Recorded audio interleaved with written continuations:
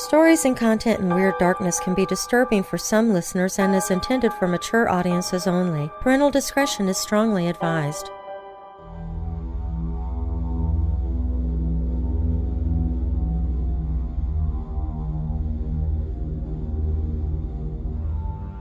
The sense of being watched suddenly started to creep in. I decided to watch TV to divert myself. The moment I switched on the TV, I felt someone right next to me on the couch. I turned to my right, and no one was there. But the feeling would just not go away. The reclining chair on the corner of the room started to shake as if someone touched it. I immediately turned my attention to the chair and noticed something. I cannot explain it properly. It was a dark, dwarf-like shadow that just went past the chair. I was shocked. But then, since there are trees in the neighborhood and the lights are on in the apartment, I immediately told myself that it is the shadow of the trees, and I did not want my mind to believe that it was anything else. And then I turned back to the TV. I heard a loud bang in the kids' room, and suddenly one of them started to cry. I ran to the room to see if he was all right, only to find him on the floor. He said the old man pushed him from the bed. The kid showed his leg, and I could see the imprints of a hand on his leg. I'm Darren Marlar, and this is Weird Darkness.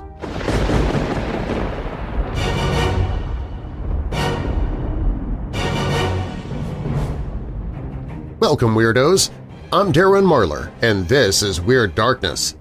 Here you'll find stories of the paranormal, supernatural, legends, lore, the strange and bizarre, crime, conspiracy, mysterious, macabre, unsolved, and unexplained.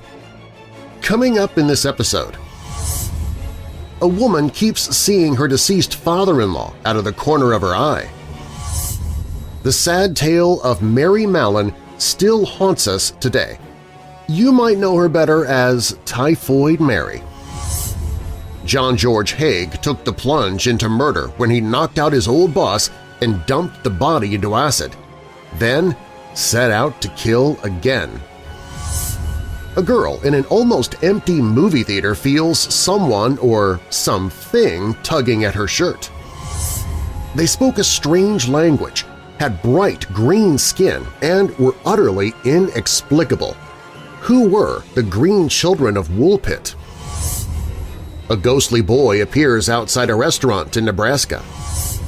A dark house, a babysitter, an unexplained noise, and a shadowy figure. Normally the setup of a cliché horror movie, but this time it was real. Over the last 2 decades, there have been frequent reports of a ghostly woman who wanders the halls of Greystone Mansion, leaving traces of lilac perfume in her wake. Plus, is the White House haunted? The evidence seems to build more and more every year. If you're new here, welcome to the show. And while you're listening, be sure to check out WeirdDarkness.com for merchandise, my newsletter, to enter contests, to connect with me on social media. Plus, you can visit the Hope in the Darkness page if you're struggling with depression or dark thoughts. You can find all of that and more at WeirdDarkness.com. Now, bolt your doors, lock your windows, turn off your lights, and come with me into the Weird Darkness.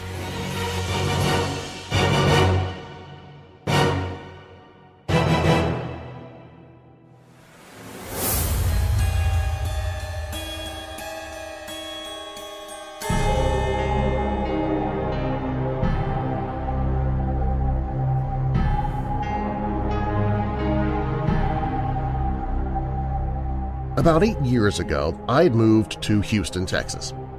I didn't know many people, but I was religious at the time, so I joined a church. One of the members of the congregation worked at one of the Edwards theaters in town. He invited me to come to a movie, as he could sign in a guest on days that he was working. I decided to go see the movie The Help while it was in theaters. I was very excited because I'd been looking forward to seeing this film. I went to the theater and picked out a seat in the middle of one of the empty aisles.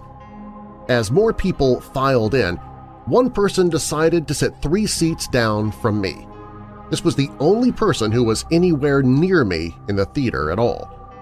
About halfway through the movie, I felt a tug on my shirt. I thought it was the person next to me playing a joke on me, but when I looked over, the other patron was still 3 seats away from me, fully immersed in the movie. I think I'm just imagining things and go back to watching the film. About 20 minutes later, as I'm watching the movie, I feel another tug on my shirt, and by now I'm pretty angry, so I look over again, but the only person near me is the same patron, 3 seats away. I go back to watching the movie, still annoyed and suspicious of the person still seated 3 seats away from me. Fast forward a few months later, and my friend who worked at the theater started talking about the ghosts in the theater. He was very animated about this and told me about several different events that have happened more than once. To add some background to the area, the land that the theater is built on used to be a very large steel mill. There were supposedly several industrial accidents on the site over the years that it was still operational. My friend told me that there had been a few sightings of a soldier who was seen crawling up the stairs, then disappears into a wall. This soldier has been seen by different individuals according to my friend. He also said that people tend to feel uneasy if they see the specter and come out to notify management. By the time management gets to the specific auditorium, the soldier is always gone. Other patrons have reported having their clothes tugged on, as I had while watching movies, and there have been employee reports that the projection booth also has unexplained activity involving tugging of clothes. It's been a few years since I moved away from the Bayou City, but I don't think I will ever forget that theater.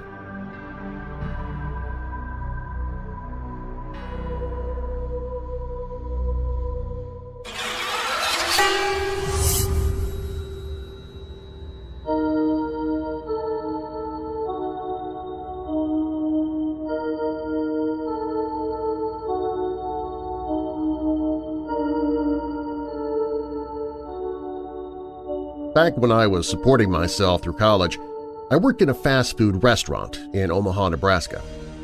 I was walking back to the kitchen after cleaning a table on a regular day. I saw a little boy standing outside of the door. He just looked like a normal little kid, so I smiled and walked on and didn't think anything of it. He didn't have anyone with him that I could see, so I asked him if he was lost. He just looked at me and smiled. I walked over, reached out my hand, and it went through him, like my hand went straight through him. I was completely shocked. He then turned and I watched him as he ran out and disappeared into the parking lot. I asked another member of the staff and she told me that several people had seen him. Nobody really knew anything about him or where he came from. Apparently he would just make appearances every now and again, seemingly at random.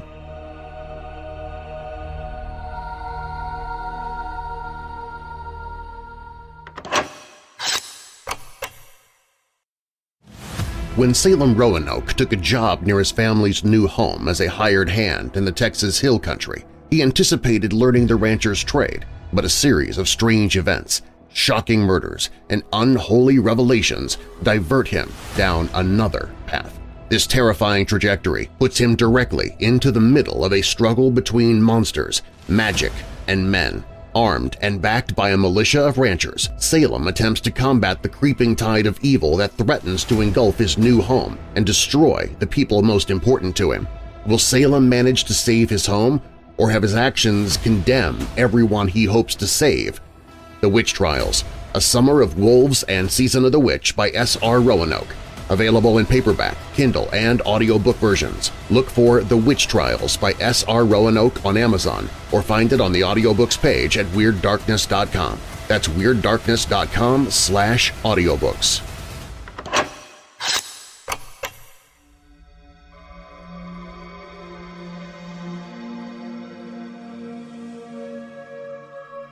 Greystone Mansion, owned by the city of Beverly Hills for many years, is a place that is instantly recognizable for those who love movies and television. It has appeared in so many productions that the grand staircase at the entrance is said to be the most filmed and photographed stairs in Hollywood. But no thriller ever filmed there can boast the plot twists of the real-life murder mystery that occurred in the house in 1929. It began with 2 bodies in the bedroom, and it's never ended because the crime has never been solved, leaving a lingering mystery and a lingering haunting behind. The sprawling mansion was built in 1928 by Edward L. Doheny, an oil tycoon and rival of John D. Rockefeller. The mansion, designed by Gordon Kaufman, who had also built the Hoover Dam and the iconic Los Angeles Times building, cost over $4 million, which made it the most expensive home in Southern California at the time. Doheny himself never lived there. He had had the house built as a gift for his son, Edward Ned Doheny, Jr. But Ned didn't get to enjoy it for long. On February 16, 1929, just 5 months after he'd moved in with his wife Lucy and their 5 children, he was found dead in a guest bedroom in the east wing of the mansion. He was not alone. Also lying dead in the bedroom was his longtime friend and assistant, Hugh Plunkett. The events of the night were pieced together from Ned's wife, Lucy. She said that Plunkett had let himself into the house with his own key, as he always did, and went to the east wing. She had not been alarmed by anything until she heard a single gunshot. Lucy called the family doctor, not the police, E.C. Fishbaugh, and together they had gone to the east wing. As they approached the bedroom, they saw Plunkett standing in the hallway, holding a gun and looking upset. He immediately rushed back into the bedroom, and another shot was fired. When Lucy and Dr. Fishbaugh entered the room, they discovered the bodies of both men. When the police arrived, veteran detectives became suspicious of this story.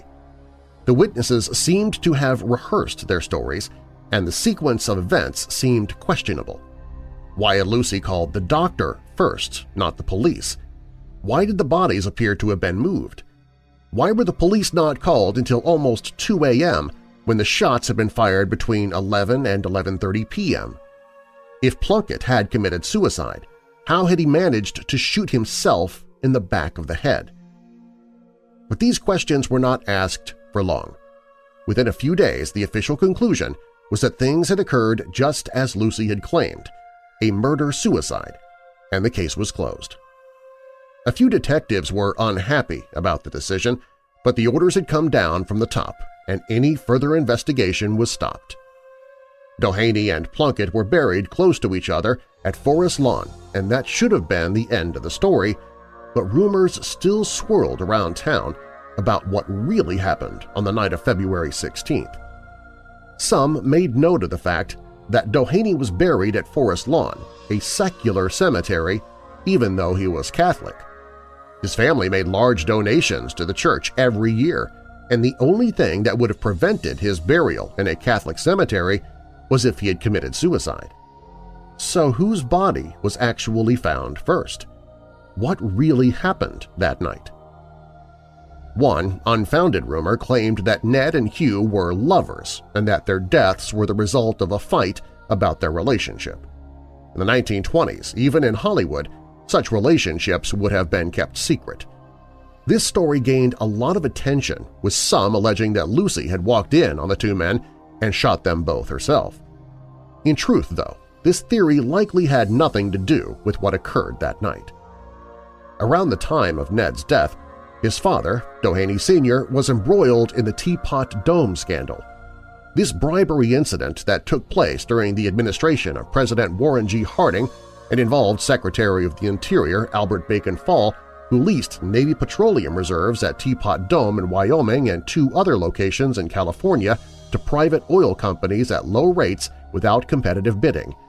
One of those companies was owned by Doheny, and in 1929, Fall was found guilty of accepting a $100,000 bribe from him. Both Ned and Hugh Plunkett had been implicated in the case, and it's most likely that the murder-suicide, regardless of who killed whom, was the result of a growing fear about their illegal business practices and the very real threat of prison time they were now facing. One of the men killed the other and then turned the gun on himself.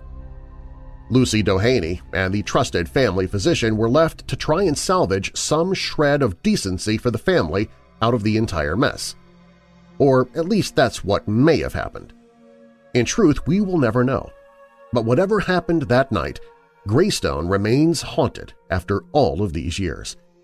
The lingering spirit is not either of the men but Ned's wife, Lucy. Lucy managed to weather the scandal of her husband's death, and a few years later she remarried. She and her new husband, financier Lee Batson, continued to live in the mansion, raising her children. The couple later built and moved into a new home nearby, and Lucy sold the bulk of the Greystone estate in 1954. The mansion itself was sold in 1965 to a Chicago-based developer who never lived there. Instead, he rented it to movie studios. Later, the city of Beverly Hills bought the mansion, leasing it for a time to the American Film Institute, then turning it into a park. The mansion now plays host to private parties and is often featured in television shows and movies, including the critically acclaimed 2007 film about the early oil industry, There Will Be Blood. Lucy spent the rest of her life in her new home near Greystone. Towards the end, she lived to be 100 and died in 1993. She would get dressed up each day and then sit in a wing-backed chair near the front door with her purse clenched in her hands. She was apparently waiting for something, but she refused to say what it was she was waiting for. She never spoke publicly about what happened that deadly night in what the newspapers called the Palace of Grief, and perhaps that is why her ghost refuses to rest. Over the last 2 decades, there have been frequent reports of a ghostly woman who wanders the halls of Greystone, leaving traces of lilac perfume in her wake.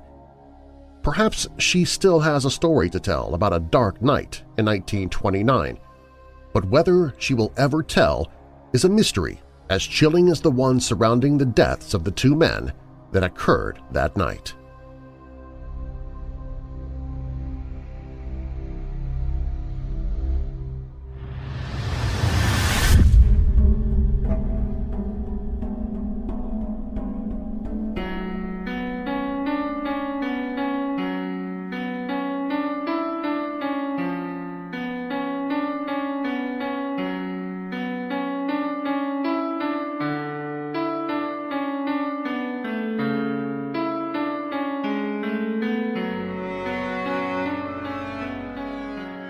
There aren't many 900-year-old stories that still captivate listeners, but one has stuck around for at least that long.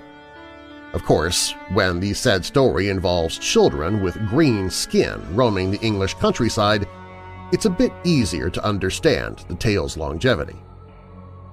There are 3 historical accounts from the 12th century detailing the appearance of these strange children, most notably William of Newburgh's. His History of English Affairs, written in Latin, gives us some of the earliest known stories of vampires and zombies returned from the dead. The 3 historical accounts vary slightly, but only in their details. During the reign of King Stephen, 2 children, apparently brother and sister, appeared mysteriously in the English village of Woolpit. Woolpit gets its name from wolf pits dug in the Middle Ages to protect the town from wild beasts.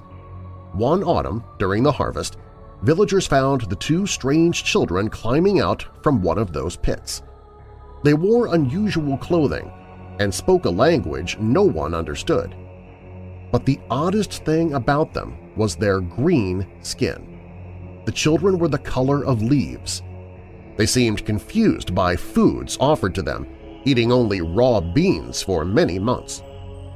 Stunned, the villagers of Woolpit nevertheless took in the young strangers. They even went so far as to baptize the children. The boy, who appeared to be younger than his sister, grew ill and died shortly after being baptized. But the girl survived, and after a time she started eating other food and lost her green color. She also learned how to speak English so the villagers could finally learn her story.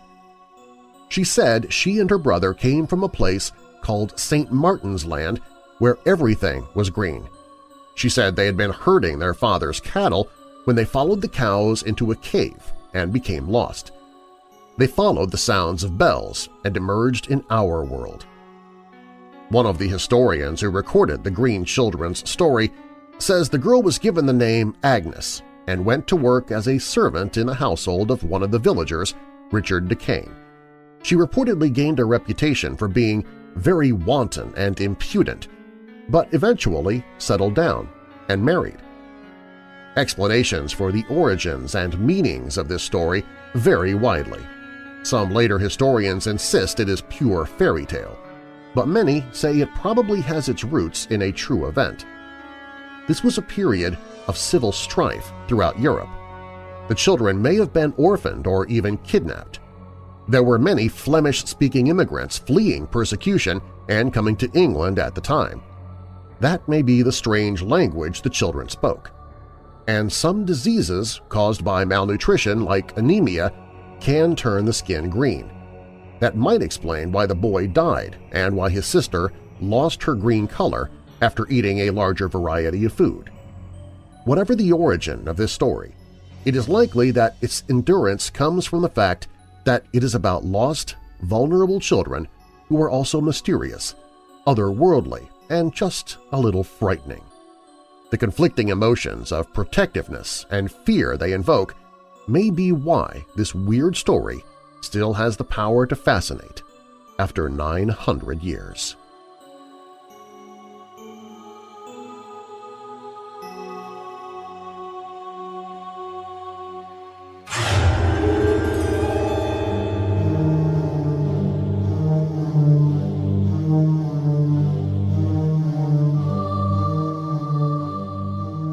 As a teenager, 18 years back, I had the opportunity to bloat my piggy bank by babysitting my neighbor's twins.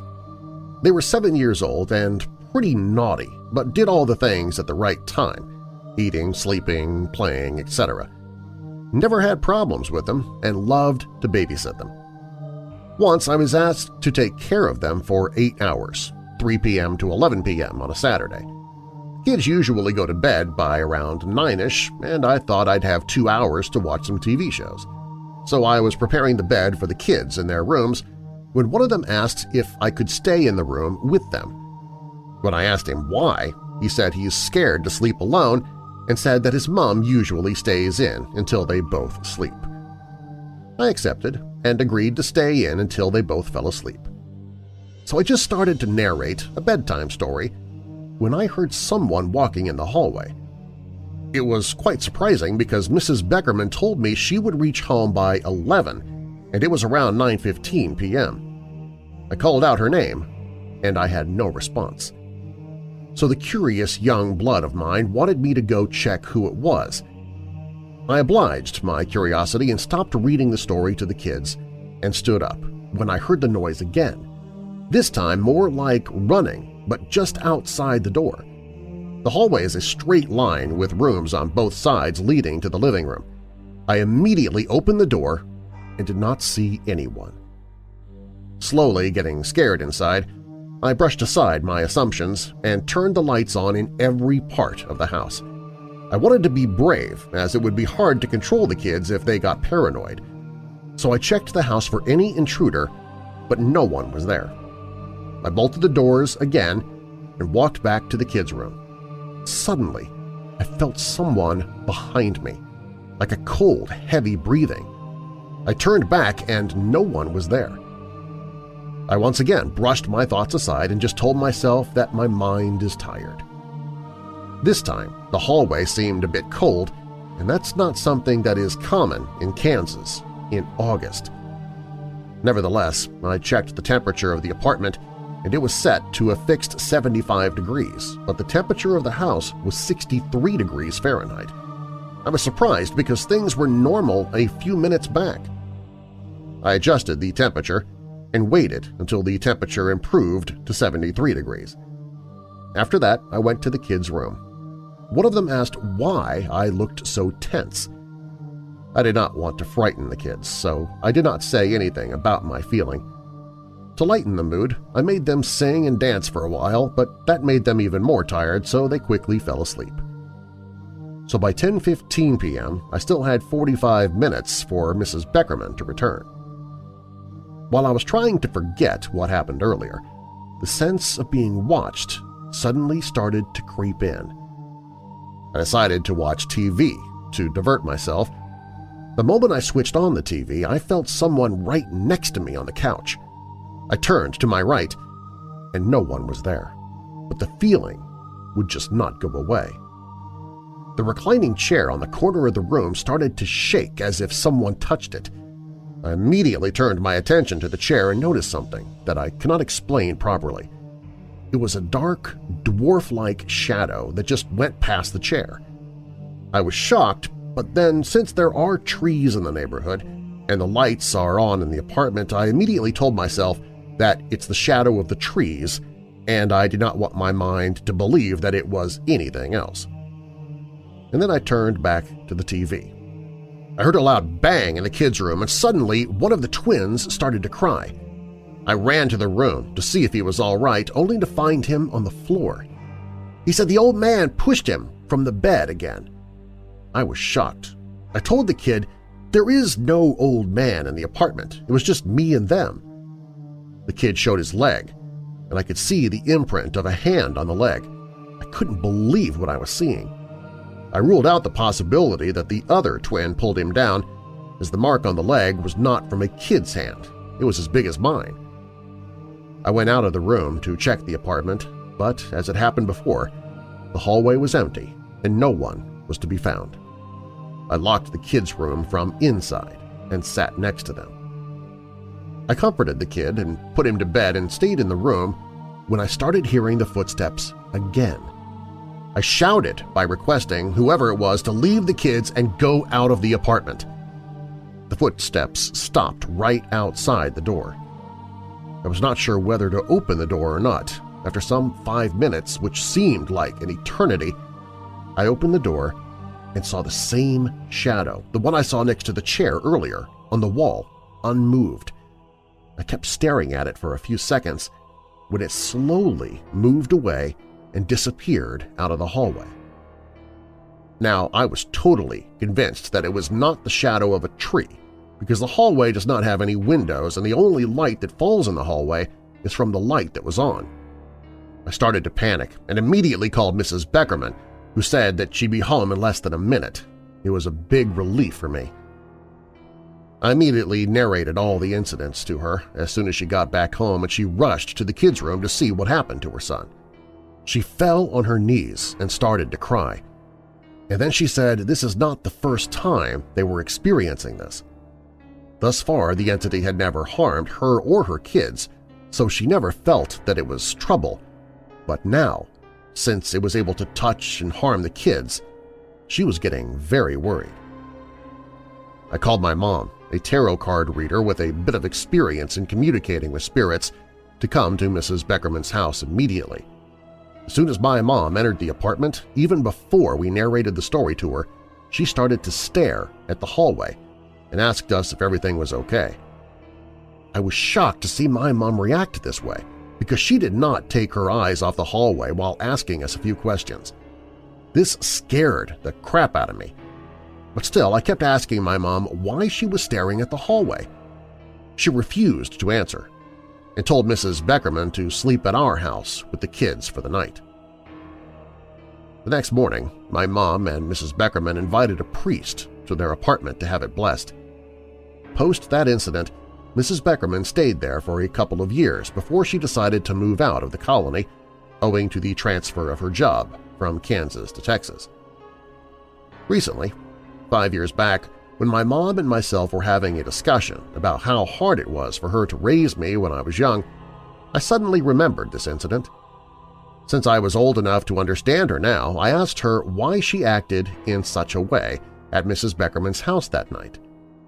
She explained that she saw a man who had a hunch back looking at us from the hallway. The man looked very upset and angry that she immediately felt a bout of negative energy run through her after entering the house. She, sensing that it was not advisable to stay there until the entity was controlled, asked Mrs. Beckerman to bring the kids and stay with us.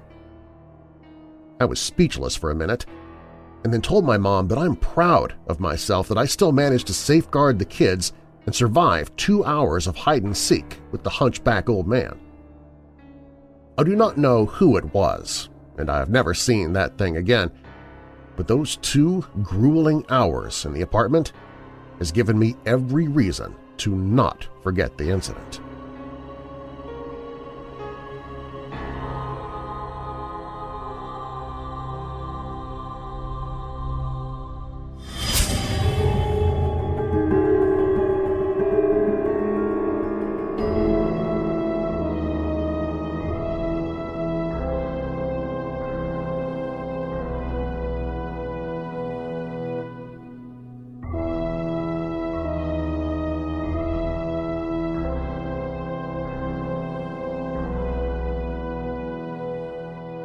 On a lonely night in 1946, President Harry S. Truman went to bed at 9 p.m. About 6 hours later, he heard it. Knock, knock, knock. The sound against his bedroom door awakened him. He wrote to his wife in a letter that is archived in his presidential library and museum, "I jumped up and put on my bathrobe, opened the door, and no one there," he wrote. "Went out and looked up and down the hall, looked in your room and Margie's, still no one. Went back to bed after locking the doors, and there were footsteps in your room whose door I'd left open. Jumped and looked and no one there. The damned place is haunted, sure as shootin'. Secret Service said not even a watchman was up here at that hour. You and Margie had better come back and protect me before some of these ghosts carry me off." In addition to its political ghosts, the White House has long housed unsettling specters of a different, more bump-in-the-night kind, if numerous former leaders and their staff members are to be believed. Whether one embraces or mocks the paranormal, the many accounts that have spilled out of 1600 Pennsylvania Avenue over 2 centuries give ghosts an undeniable place in the country's history. They also make that address arguably the nation's most famous haunted house. The sightings, which have been documented in eerie detail by scholars and newspapers, involve a former president who appears when the nation needs a leader most, a daughter who pleads in vain to help her doomed mother, and a first lady who is, sadly, perpetually stuck doing laundry. Jared Broach is the founder of the company Nightly Spirits, which offers tours of haunted areas in several cities across the country. But when Broach started the tours in 2012, he offered only one – the White House. The White House has the best ghost stories, and I'd call them the most verified, Broach said. Honestly, we could do a 10-hour tour if we really wanted to. One of his favorite stories is about David Burns, who sold the land where the White House sits and whose voice has been reportedly heard in the Oval Office. "I'm Mr. Burns," Broach would always say during tours when he got to that part of the story. Asked if he believes in ghosts, Broach said for sure, and then pointed to more prestigious authorities. "If I said no, I'd be calling about 8 different presidents liars," he said. One of them would be Abraham Lincoln. He reportedly received regular visits from his son Willie, who died in the White House in 1862 at the age of 11 of what was probably typhoid fever. Mary Todd Lincoln, who was so grief-stricken by the loss that she remained in her room for weeks, spoke of seeing her son's ghost once at the foot of her bed. There were also reports of hearing Thomas Jefferson playing the violin and Andrew Jackson swearing.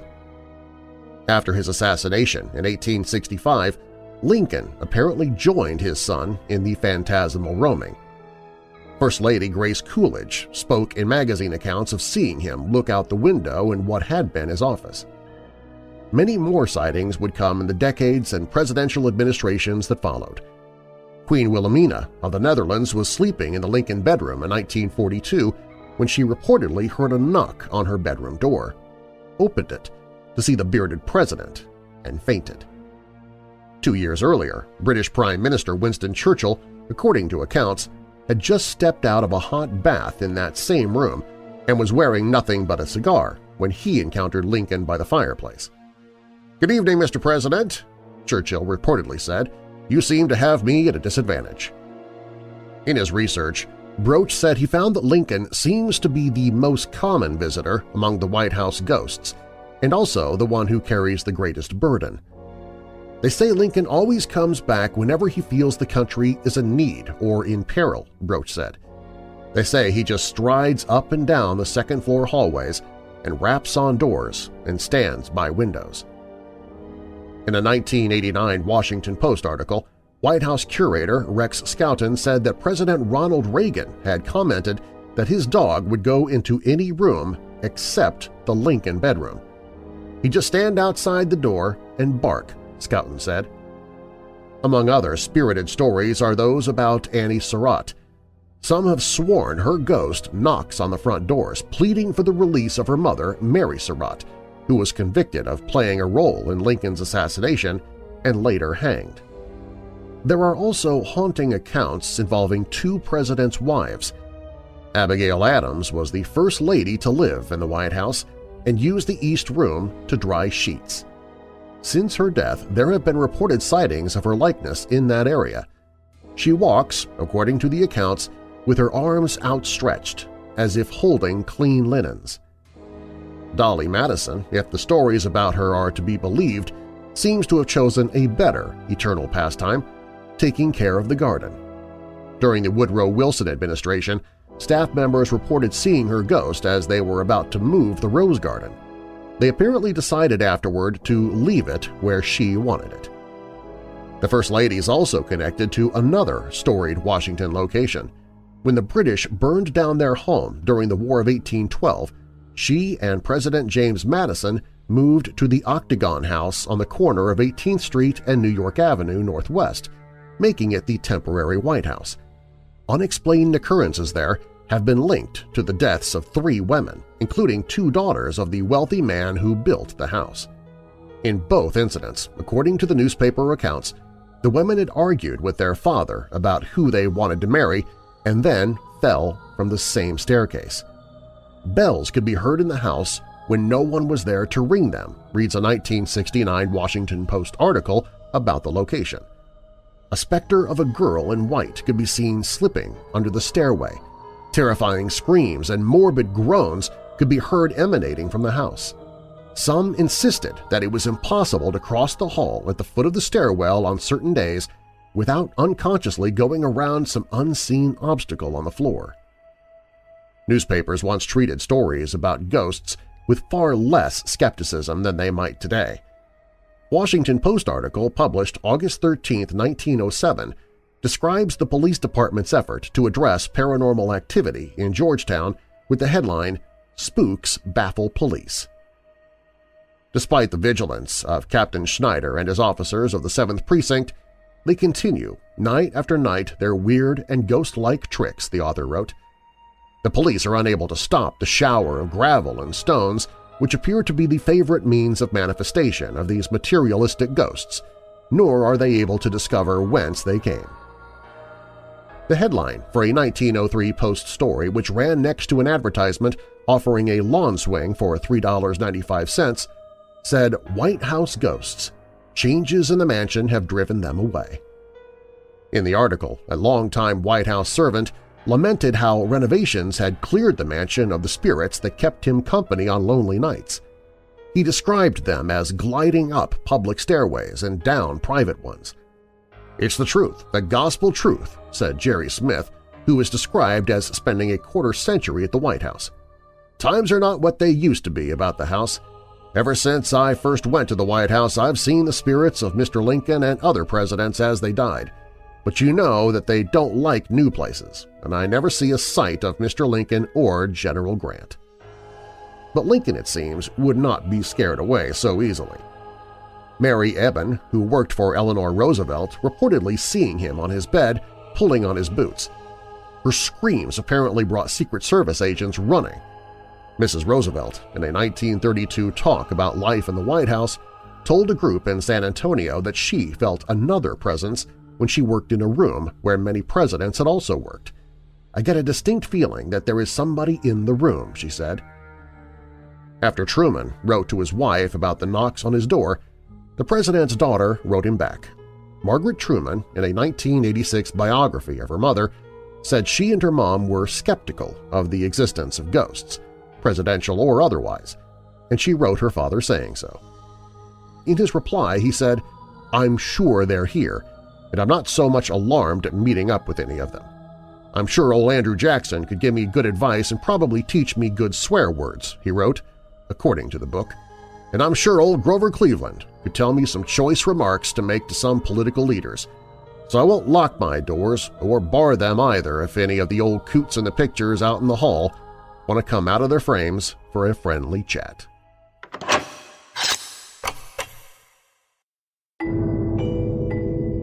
Hey Weirdos! How would you like to receive a box full of scary stuff in the mail full of fear-inducing objects like creepy collectibles, true crime-themed accessories, frightening flair, blood-curdling books, terrifying trinkets, eerie e-downloads, and more, absolutely free? Every other month, I'm filming an unboxing video of the newest Creepy Crate that I get in the mail. Then I'm boxing it all back up and giving it away by random drawing to someone subscribed to the Weird Darkness email newsletter. And before I close up the box for good, I might toss in a couple of Weird Darkness goodies as well for good measure. You can keep the Creepy Crate for yourself or give it away to a weirdo friend or family member. To watch my latest Creepy Crate unboxing video and to register to win a Creepy Crate of your own for free, visit WeirdDarkness.com/creepycrate. That's WeirdDarkness.com/creepycrate.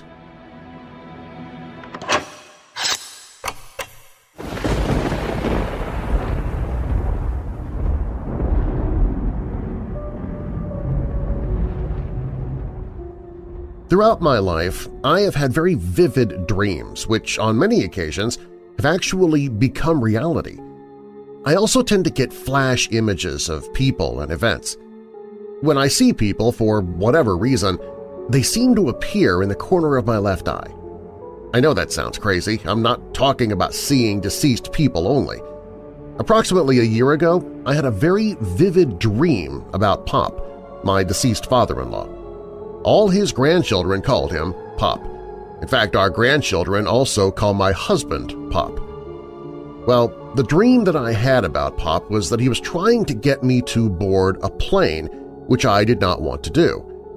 I won't go into specifics about that as this account is not about a dream. In fact, after I churned the dream around in my mind, it turned out to be figurative, and he was quite right in trying to get me to board the plane, which in my dream I did not do but in reality actually did do. Excellent advice from Pop. After this dream, I kept seeing Pop in my left eye. I would love to know whether other members have experienced this. He was always wearing a white and blue checked shirt, which he often wore in life. I tried talking to him out loud in my mind, but got no reaction whatsoever. All he did was appear in my mind or my eye. Eventually, I had this brainstorm. He was trying to communicate with his son, my husband, but could not do so. If a ghost were to hit Brian over the head with a cricket bat, he wouldn't acknowledge it. So in my mind, Pop was using me to get his son to communicate with him. I dutifully told Brian to sit quietly on his own and to talk to his father. I told him what he said didn't matter, just please try to communicate because your father is driving me nuts. He did so, probably just to get me out of his hair, but said he didn't feel a thing. He did not feel the presence of his father at all. Fast forward about 10 days or maybe a couple of weeks, my son had alarming news regarding his financial situation. He's happily married and has 2 children, a daughter and a son. Craig is a highly qualified electronic engineer and was earning a very, very good income. Because of the problems with the mines, which were and still are the main source of income in his company, he had to take a 30% decrease in his salary. This would affect anybody pretty badly. You live according to your income, and although he isn't a spendthrift, he and his family had to lower their lifestyle very drastically. Now, the following event was witnessed by his wife and a very good friend of his. One Saturday afternoon, he had been mowing his lawn when his friend arrived at his house with a few beers. At this stage, Craig was still very low, wondering how he was going to cope with private schooling for his kids, and so on. Craig had noticed a young dove which seemed to hop from tree to tree while he was mowing the lawn. When he and his friend sat down in the garden to enjoy a beer, this dove perched itself on his shoulder. His friend actually took a few pics of it on his cell phone. This dove sat on his shoulder, according to Craig, his wife, and his friend, for at least half an hour before Craig took it off his shoulder and put it on the branch of a tree. It then flew off. He and I discussed this incident, and we both agreed that the dove was the spirit of Pop. I have never again experienced the presence of Pop. Just to mention, Craig was very close to him, and he was very proud of this specific grandchild for a number of reasons, achievements under adversity, and so on. I would really love to know what other people think of this. To me, it was just too much to be a coincidence.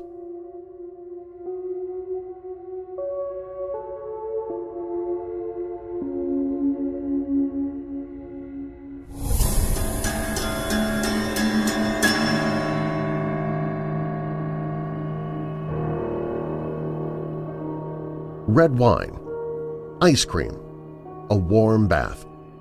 These are wonderful ways to unwind after a long day at work.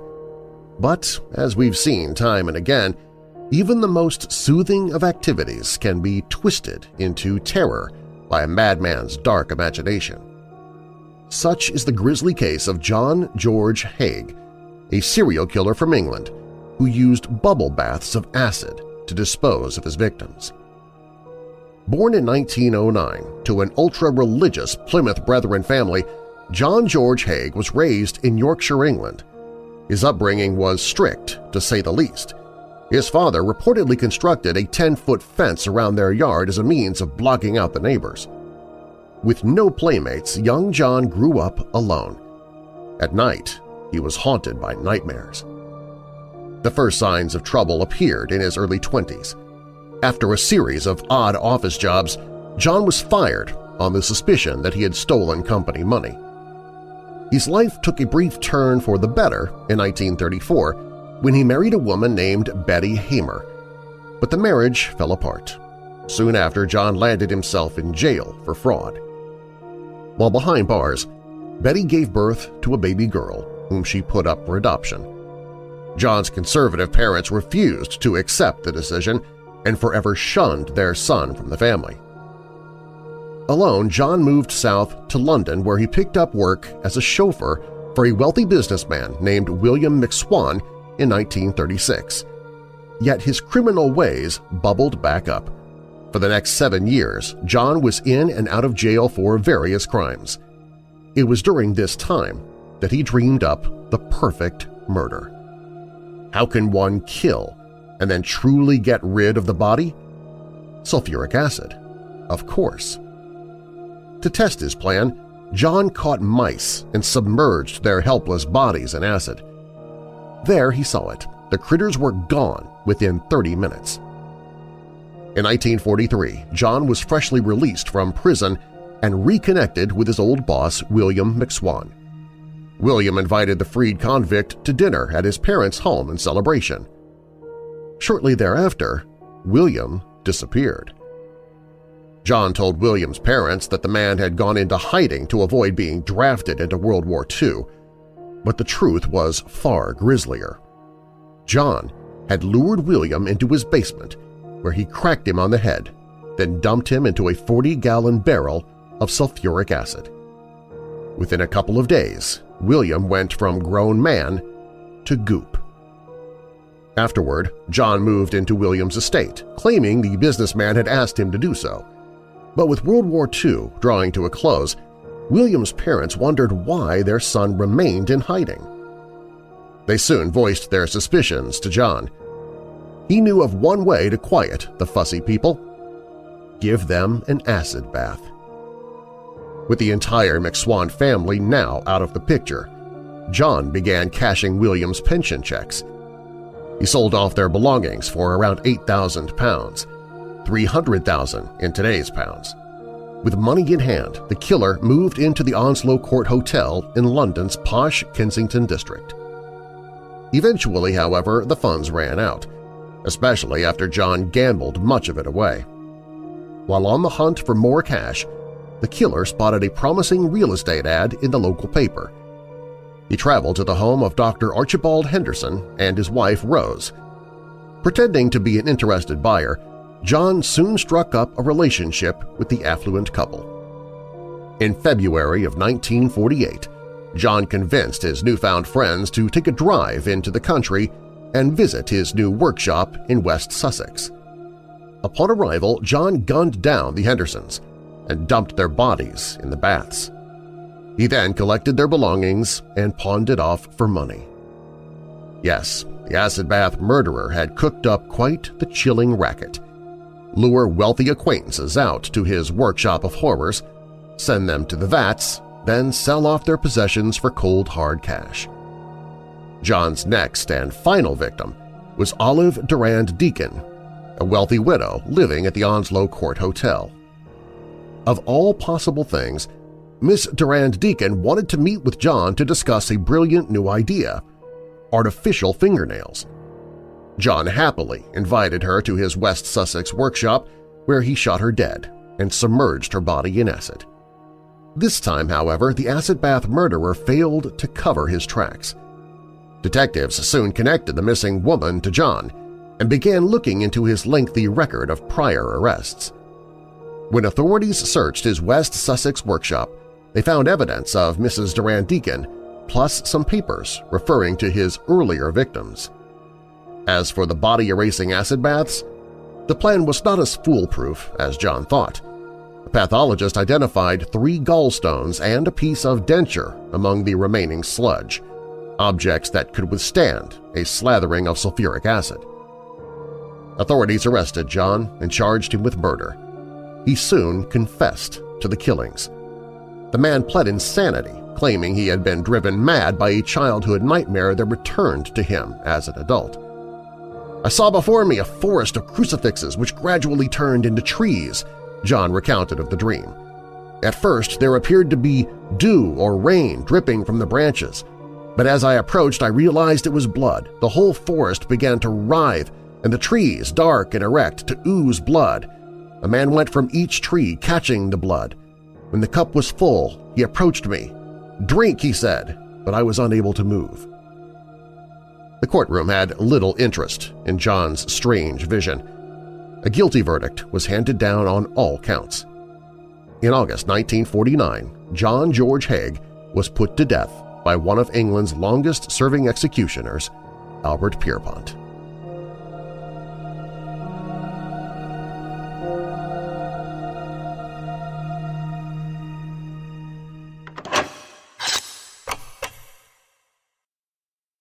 Loneliness can be a real burden, and while you can always log on to social media or watch TV, sometimes you just want someone near you. I mean, what if you could be in your living room sitting right next to Michael Myers, or sleeping in your bedroom with Freddy Krueger? Maybe watch a horrible B-movie with Elvira right there next to you. Have dinner with Hannibal Lecter. Do some quilting or sewing with Pinhead watching over you the whole time. Maybe wash and groom your dog in the presence of the Wolfman. Bobbletopia is the place to get your favorite horror characters as bobbleheads, and their Nika line of hyper-realistic horror action figures is incredible, like King Kong, the alien xenomorph, Pennywise, Frankenstein's monster, and more. And most every item is under $40. No need to be lonely any longer. Visit Bobbletopia.com/WeirdDarkness and get 10% off your first order by using the promo code WeirdDarkness. That's Bobbletopia.com/WeirdDarkness.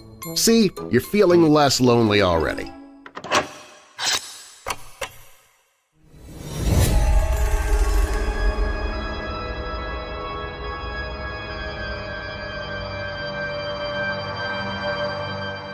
The year 1906 marked a turning point in American medicine.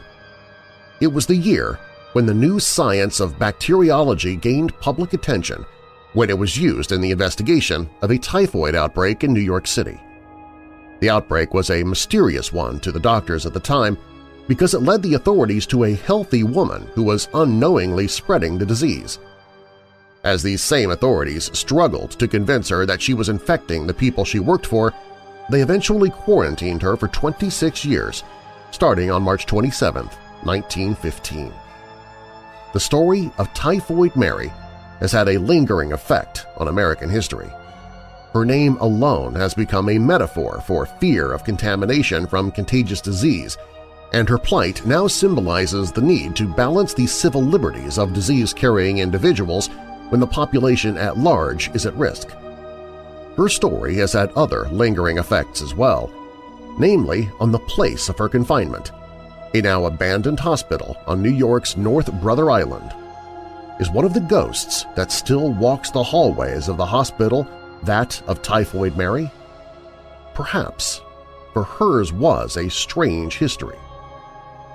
The tale of Typhoid Mary began in the summer of 1906 when New York banker Charles Henry Warren rented a summer home for his family in Oyster Bay, Long Island. The house was rented from George Thompson, and a large staff was hired, including an Irish immigrant named Mary Mallon, who was employed as a cook. On August 27th, one of the Warrens' daughters became ill with typhoid fever. Soon after, Mrs. Warren and two maids also became stricken with these same symptoms of high fever, diarrhea, vomiting, chills, and a rash. Days later, another daughter became sick, as did the Warrens' gardener. In all, 6 of the 11 people in the household came down with typhoid. Since the most common way that typhoid was spread was through food and water sources, the owners of the house feared that they would not be able to rent the property again without first discovering the source of the outbreak. The Thompsons first hired investigators to look into the situation, but they were unsuccessful in finding the cause. Then they hired George Soper, a civil engineer who had experience with typhoid fever outbreaks. It was Soper who believed that the recently hired cook, Mary Mallon, was the cause of the sickness. Mallon left the Warrens about 3 weeks after the outbreak and went to work for another wealthy family. Soper began researching her employment history, looking for clues. Mary Mallon had been born on September 23, 1869, in Cookstown, County Tyrone, Ireland. According to what she told friends, Mary came to America at the age of 15. Like many Irish immigrant women, she found work as a domestic servant. She became a cook, which paid better than most domestic service positions. Soper traced Mary's employment history back to 1900 and found that typhoid outbreaks had followed her from job to job. From 1900 to 1907, Soper found that Mary had worked at 7 jobs in which 22 people had become ill, including one young girl who died from typhoid shortly after Mary came to work for her family. Soper was convinced that this was not a coincidence, and yet he needed stool and blood samples from Mary to prove that she was a carrier. The idea that someone could be healthy and still carry a disease and spread it to others was a concept that had been announced by Robert Cook but had not been proven yet in any individual. Mary, Soper knew, might be the first such person discovered by science.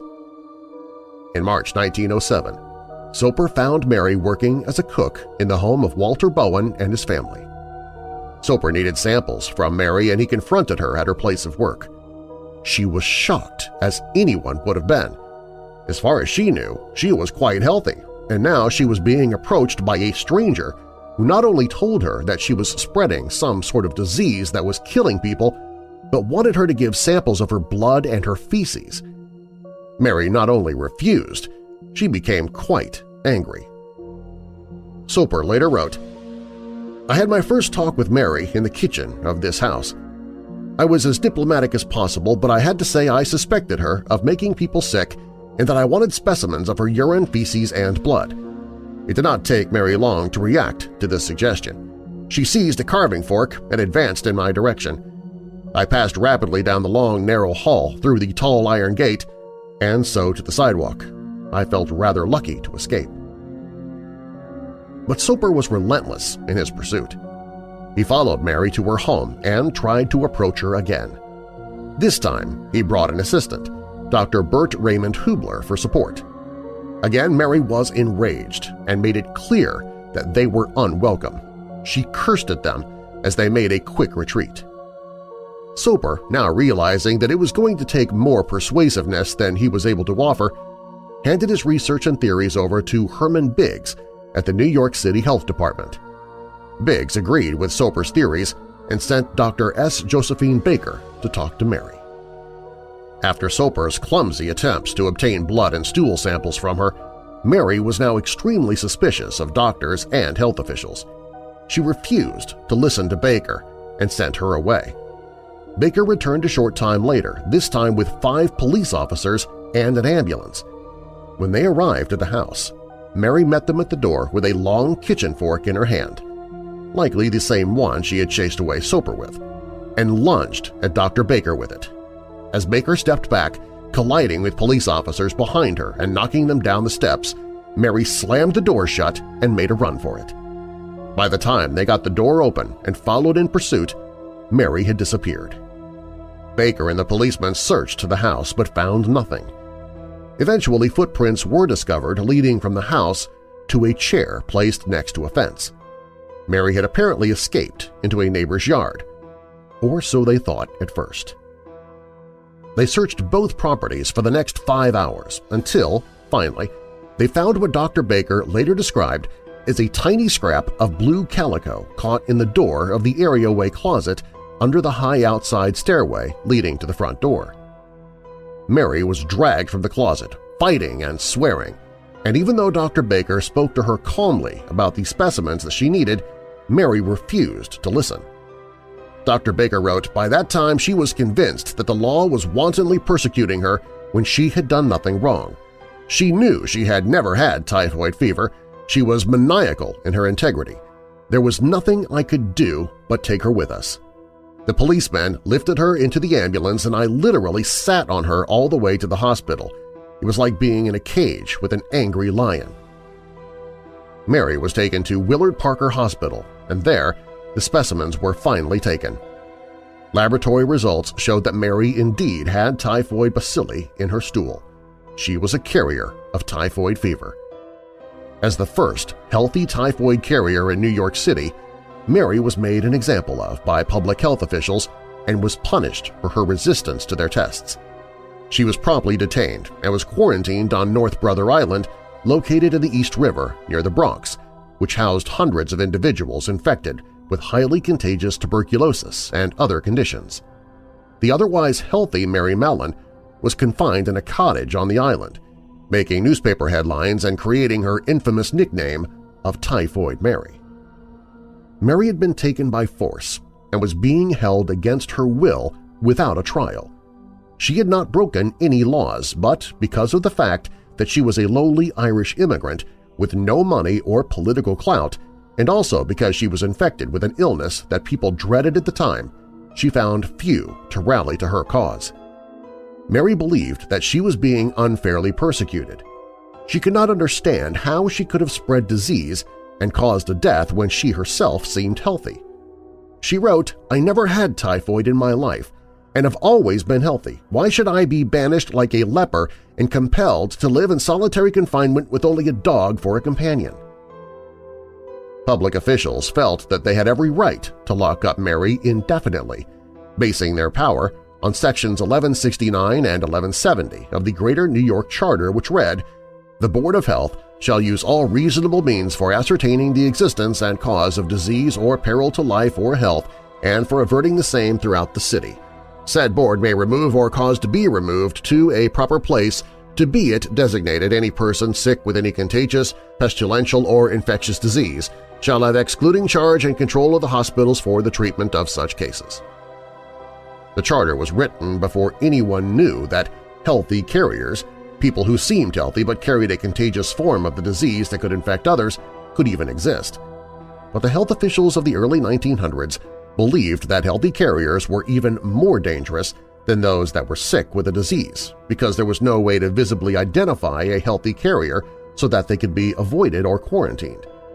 For this reason, they had no issues with locking Mary away for as long as they deemed necessary. Mary was initially confined for 2 years on North Brother Island, during which time she wrote letters and filed a legal suit pleading for her freedom and release from the island. During the time of her confinement, health officials had taken and analyzed her stool samples about once a week. The samples mostly came back positive with typhoid, but not always. For nearly a year, Mary also sent samples to a private lab which tested all of her samples negative for typhoid. Feeling healthy and with her own lab results in hand, Mary believed that she was being unfairly held. But in truth, Mary did not understand much about typhoid fever, and unfortunately no one tried to explain it to her. Not all people have a strong bout of typhoid fever. Some people have such a weak case that they only experience flu-like symptoms. Because of this, Mary could have had typhoid fever without knowing it. Though it was commonly known at the time that typhoid could be spread by water or food products, people who are infected by the typhoid bacillus could also pass on the disease by not washing their hands after using the bathroom. For this reason, infected cooks like Mary or food handlers had the most likelihood of spreading the disease. In 1909, Mary argued to the Supreme Court that she was never sick and was never given due process before her confinement. The court ruled against Mary, setting the precedent for the courts to rule in favor of public health officials when individual liberties were at stake.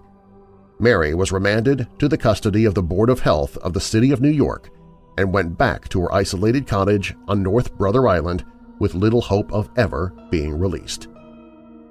In 1910, however, the new health commissioner of New York decided to release Mary as long as she agreed to regularly report to the health department and a promise that she would never work as a cook again. Anxious to regain her freedom, Mary accepted the conditions. On February 19th, she was let free. Mary vanished into obscurity after her release. But not for long. In January 1915, the Sloan Maternity Hospital in Manhattan suffered a typhoid fever outbreak in which 2 people died and 23 others became sick. During the investigation, evidence pointed to a recently hired cook, Mrs. Brown, who was actually Mary Mallon using a false name. Some believe that Mary never had any intention of following the conditions of her release, but most likely she found that not working as a cook forced her into domestic positions that did not pay as well. Feeling healthy, Mary still did not believe that she could spread typhoid. Mary first worked as a laundress and at a few other jobs, but for some reason that has never been documented. Mary eventually went back to working as a cook. If the public had shown Mary any sympathy during her first period of quarantine because she was an unknowing typhoid carrier, it disappeared after she was locked up again. This time, Typhoid Mary knew of her carrier status, even if she didn't believe it, and so she willingly and knowingly caused suffering and death to her victims. The fact that she'd been using a false name made her look even more guilty. On March 27, 1915, Mary was sent back to her cottage on North Brother Island, and she remained there, imprisoned on the island for the next 23 years. The exact life that she led on the island is unclear, but it is known that she helped around the island's Riverside Hospital, earning the title of nurse in 1922. In 1925, she began helping in the hospital's lab. In December 1932, she suffered a stroke that left her paralyzed. She was then transferred from her cottage to a bed in the hospital's children's ward, where she stayed until her death 6 years later, on November 11, 1938. In the years that followed her death, the term Typhoid Mary stopped referring to Mary Mallon and became a term for anyone who had a contagious illness. People who change jobs frequently are also sometimes jokingly referred to as Typhoid Mary. Mary Mallon changed jobs frequently. Some believed that it was because she knew she was guilty, but it was likely because domestic jobs at the time usually didn't last long. But how did Mary become such a legend? Yes, she was the first healthy carrier to be found, but she was not the only one discovered at the time. An estimated 3,000 to 4,500 cases of typhoid fever were reported in New York City alone, and it was estimated that about 3% of those who had typhoid fever became carriers, creating more than 90 new carriers a year. Mary was also not the most deadly. There were 47 cases of typhoid connected to Mary, while Tony LaBella, another healthy carrier, caused 122 people to become sick, with 5 deaths. LaBella was only isolated for 2 weeks and then was released. Mary was also not the only healthy carrier who broke the health officials' rules after being told of her contagious status. Alphonse Cotlis, a restaurant and bakery owner, was told not to prepare food for other people. When health officials found him back at work, they agreed to let him go free when he promised to conduct his business over the phone. So why was Mary singled out? Why was she the only carrier isolated for life? These questions are impossible to answer. Some historians believe that it was prejudice that contributed to her extreme treatment by health officials. She was Irish. She was a woman, uneducated, a domestic servant, had no family, and was basically a nobody. She didn't have the money or the position to fight back, and when she did, she was dismissed by the courts for all of the same reasons.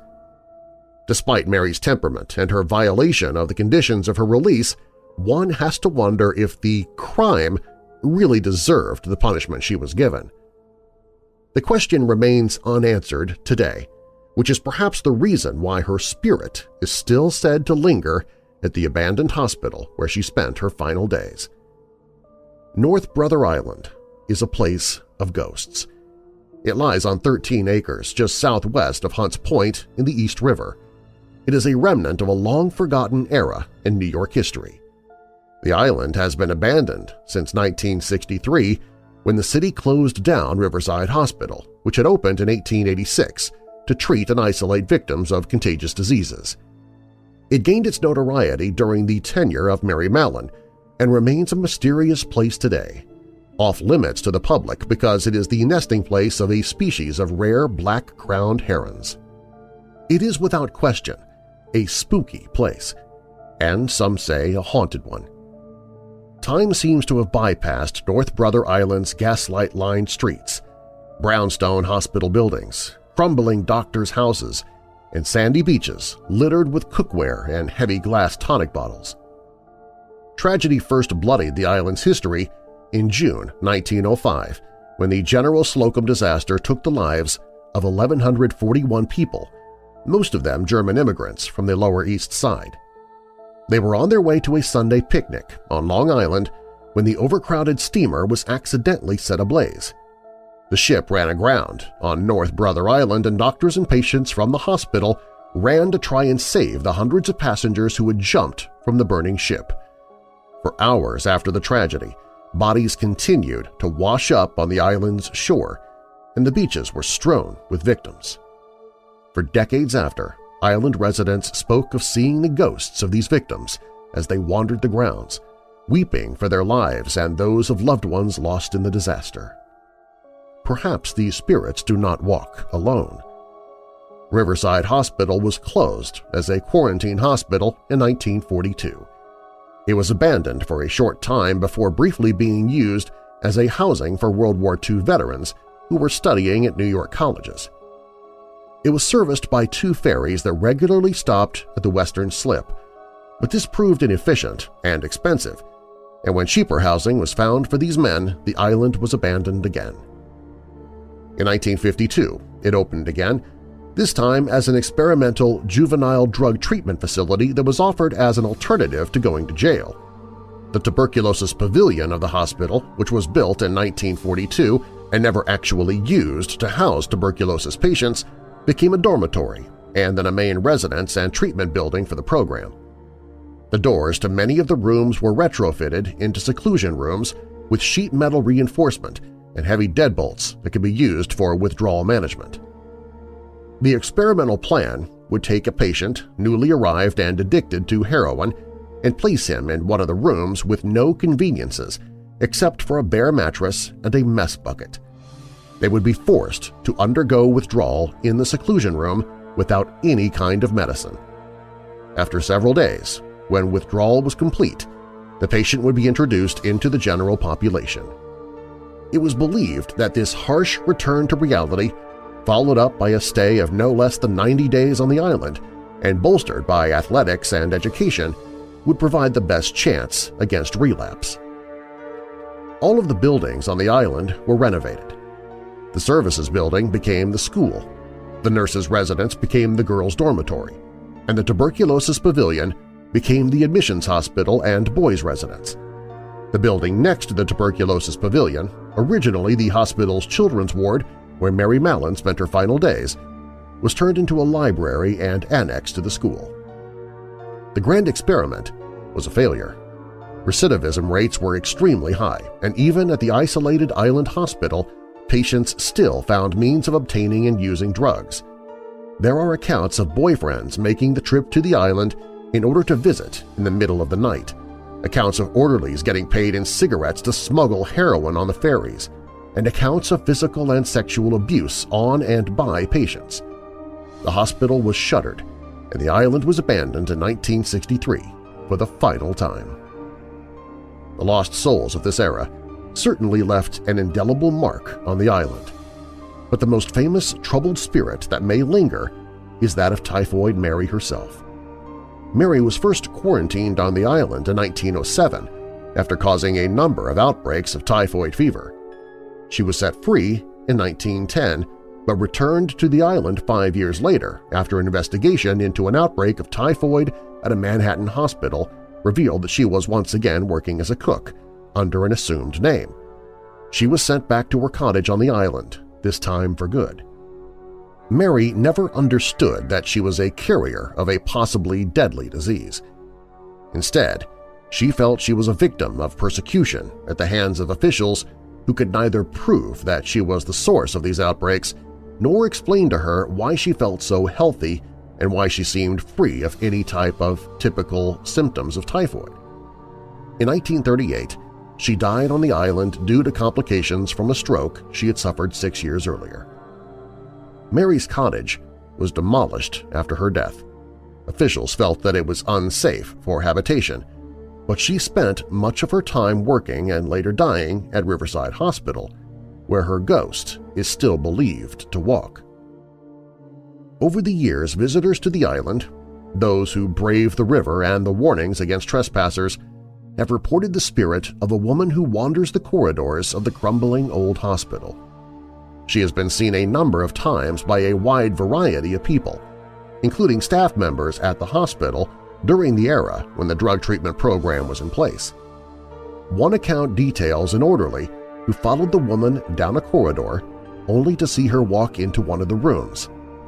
Thinking that one of the inmates had gotten out of her room, the orderly hurried down the hall and entered the exam room, only to find there was no one there.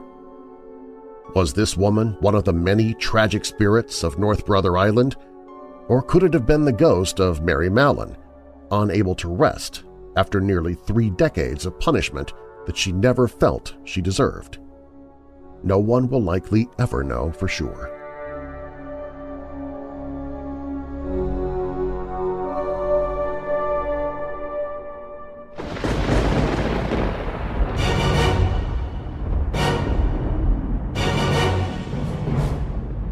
Thanks for listening.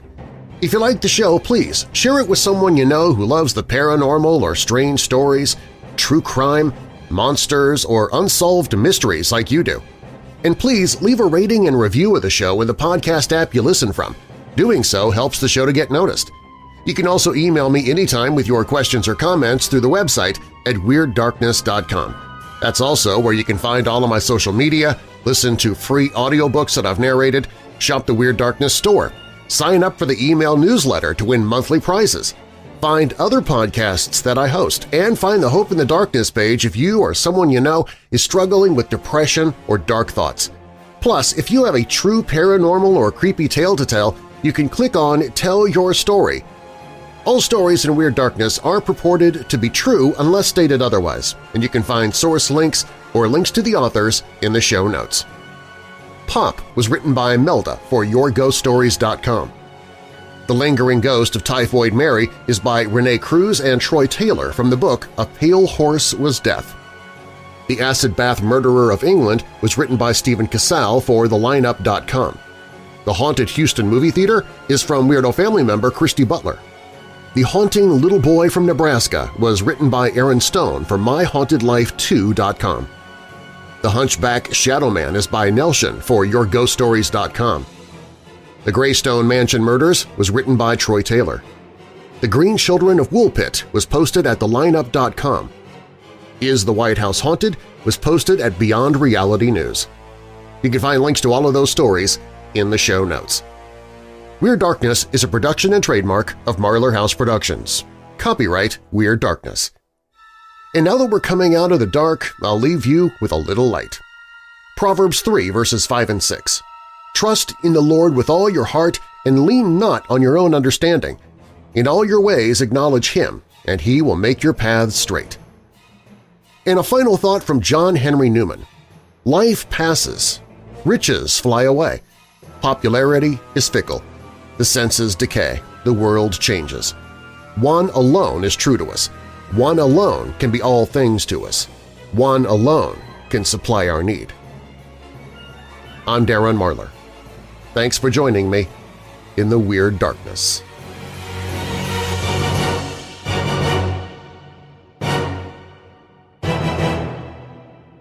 Hey Weirdos! I'm really excited to let you know that I am stepping into the Marvel Universe as the voice of J. Jonah Jameson in a new animated film coming in 2024 called Spider-Man Turning Point.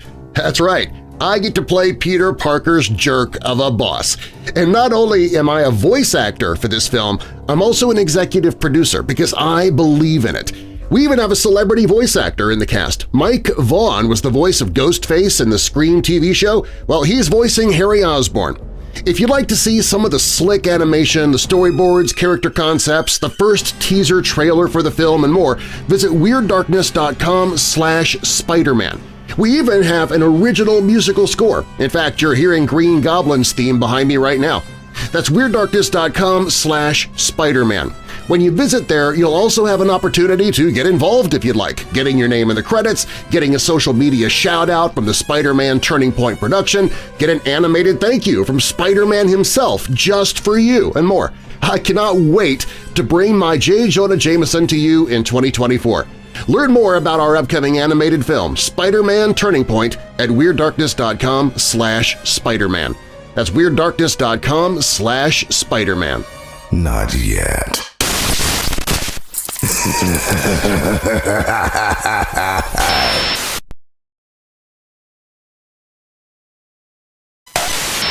Have you ever noticed that in just about every post-apocalyptic TV show or movie, the electrical grid is gone?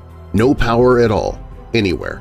No places to plug in a radio to get news. And you can forget about charging your mobile devices or relaxing in an air-conditioned house or apartment. We rely on electrical power. Did you know that the power grid we are currently surviving off of was designed in the 1800s? It's so fragile that in 2003 a tree branch hit a power line in Ohio and it shut down 21 power plants, and close to 100 people died because of it. And it's not just natural disasters. In January, a power station in North Carolina was damaged by gunfire, marking the third time it happened.